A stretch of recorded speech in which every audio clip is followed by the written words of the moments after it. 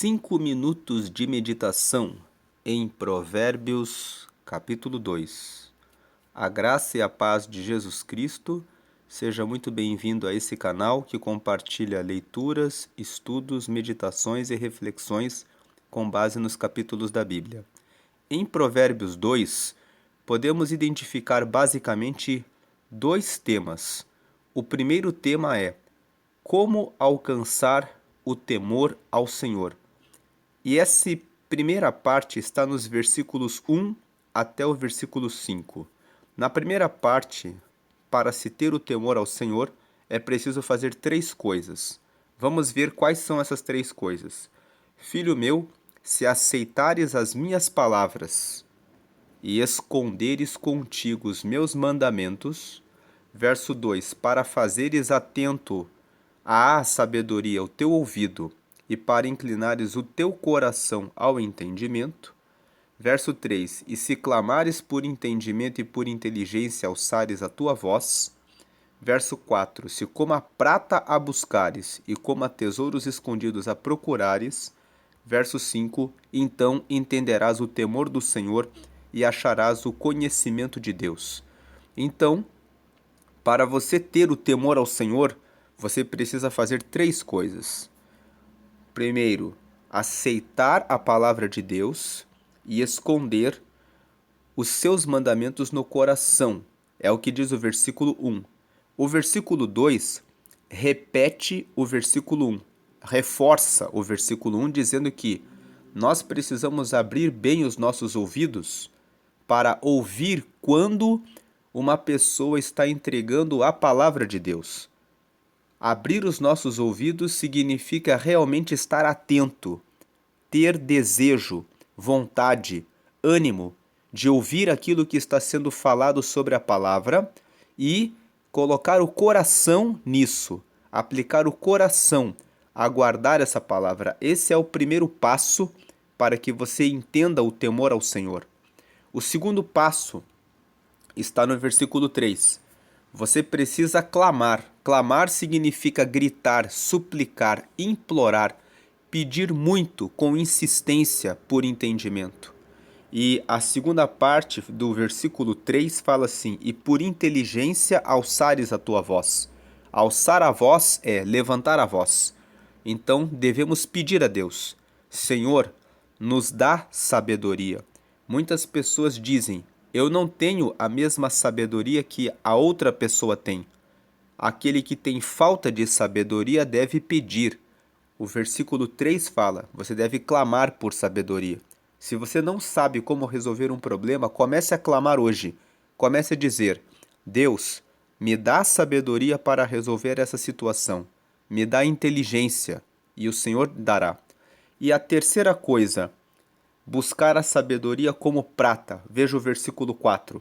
Se como a prata a buscares, e como a tesouros escondidos a procurares.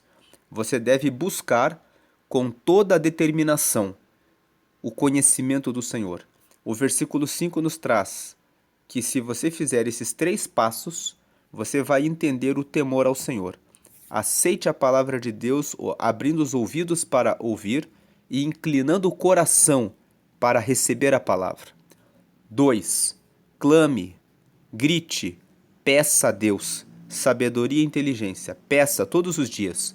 3. Busque isso com toda a sua força. Na segunda parte do capítulo 2 de Provérbios, nós vemos dos versículos 6 até o último versículo, até o versículo 22, que esses versículos nos apresentam os benefícios do temor ao Senhor. Então, o primeiro benefício de você temer ao Senhor, de você ter o conhecimento de Deus, é que você vai receber a verdadeira sabedoria. Veja que os versículos 6 a 10 nos falam desse primeiro benefício. Porque o Senhor dá a sabedoria, e da sua boca vem o conhecimento e o entendimento. 7. Ele reserva a verdadeira sabedoria para os retos. Escudo é para os que caminham na sinceridade.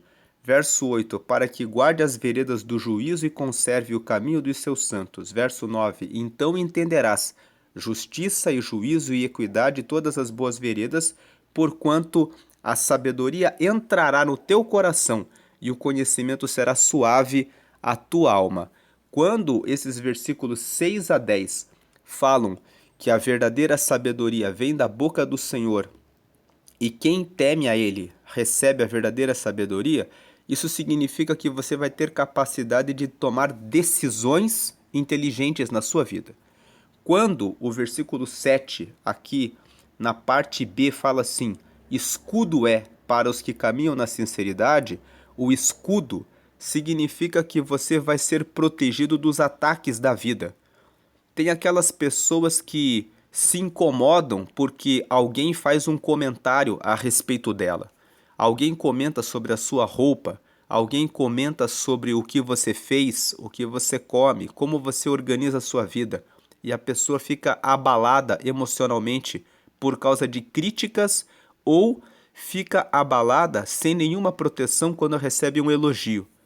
O elogio, muitas vezes, pode ser uma armadilha para destruir você. A pessoa te elogia para ganhar a sua confiança e depois ela vem querendo destruir o seu casamento, querendo destruir o seu bom trabalho, querendo enganar você. Quando você tem o temor ao Senhor, você percebe essas coisas, porque o Espírito Santo te mostra pelo entendimento e pela inteligência aquilo que realmente está vindo contra a sua vida. Você recebe um escudo. Quando o versículo 8 fala assim: para que guarde as veredas do juízo e conserve o caminho dos seus santos, você, quando tem o temor ao Senhor, você tem o seu caminho conservado.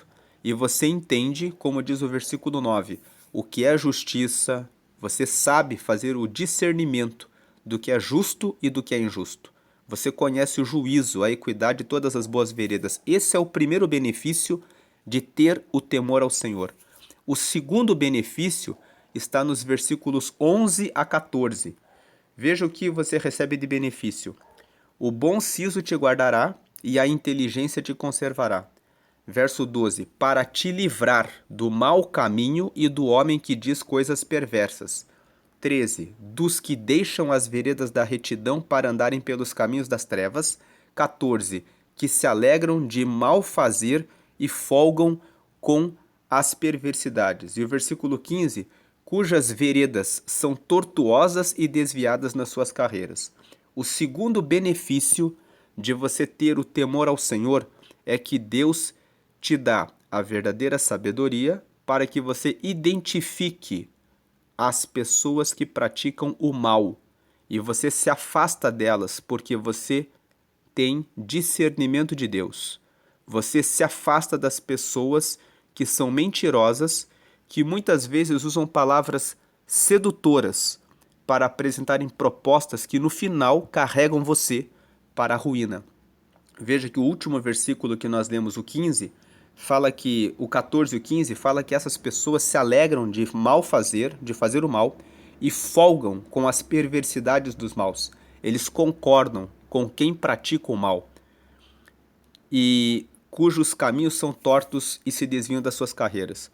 O terceiro benefício de você ter o temor ao Senhor está no versículo 16, na parte A.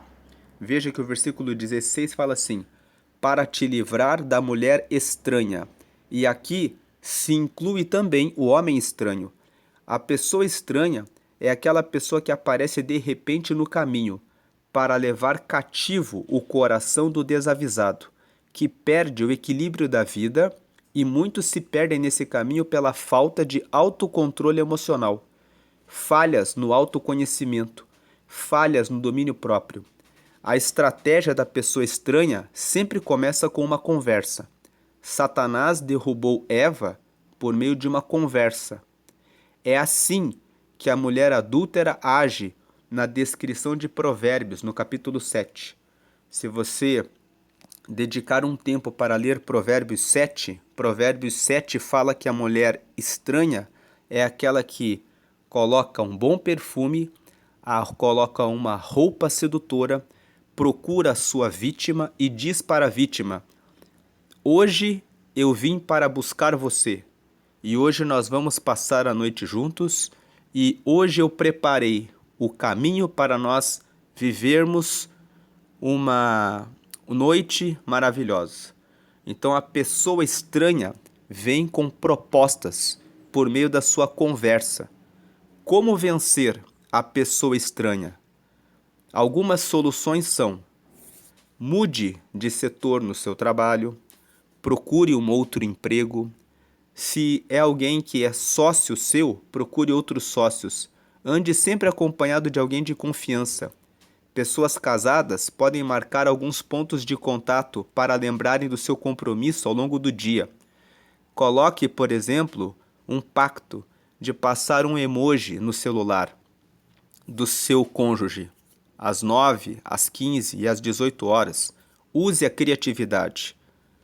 O quarto benefício está no versículo 16, na parte B, até o versículo 19. Veja que o versículo 16, na parte B, fala assim: para te livrar da mulher estrangeira, que lisonjeia com suas palavras.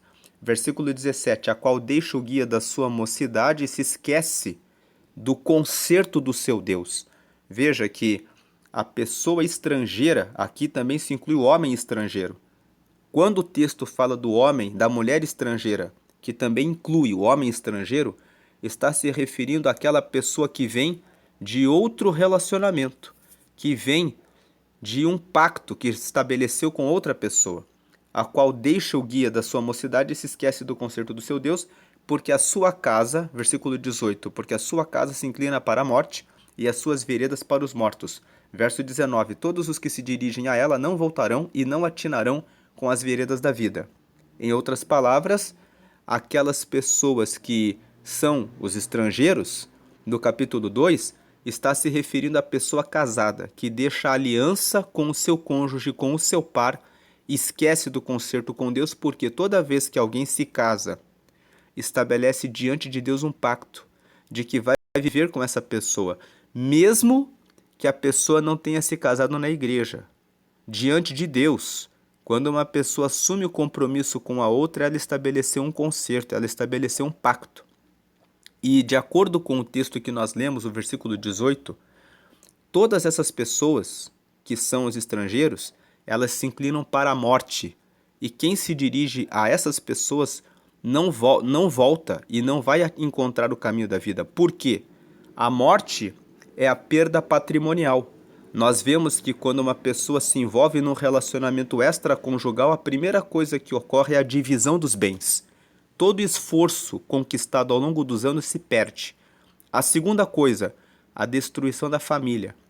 Nós vemos filhos que se tornam órfãos de pais vivos, porque os pais depois passam a procurar outras pessoas para reconstruírem a sua vida e se esquecem de amor com seus filhos.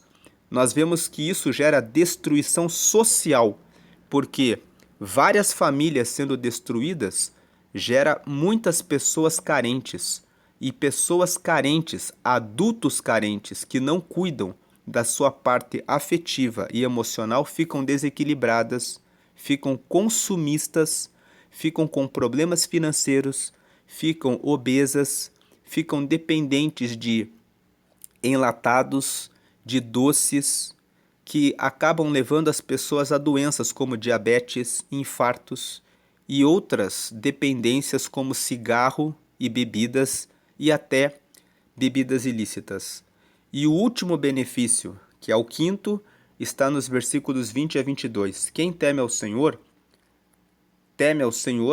para que ande pelo caminho dos bons e guardes as veredas dos justos. Verso 21, porque os retos habitarão a terra e os sinceros permanecerão nela. Verso 22, mas os ímpios serão arrancados da terra e os aleivosos serão dela exterminados.